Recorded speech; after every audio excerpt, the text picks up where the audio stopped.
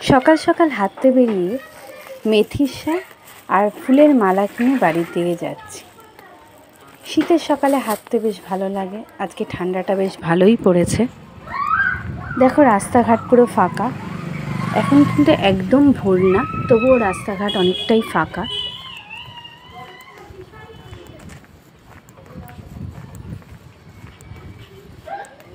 লোকজন তেমন একটা দেখা যাচ্ছে না। দেখো জলের মধ্যে সূর্যের আলোটা পড়েছে, কি সুন্দর লাগছে।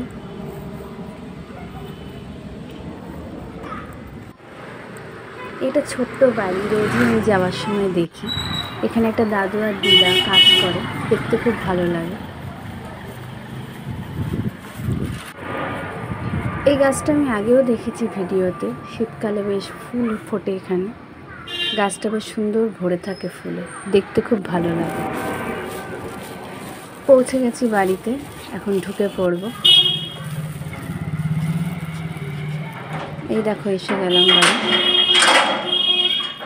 হ্যালো মাই লাভলি ভিউয়ার্স, কেমন আছো তোমরা সবাই?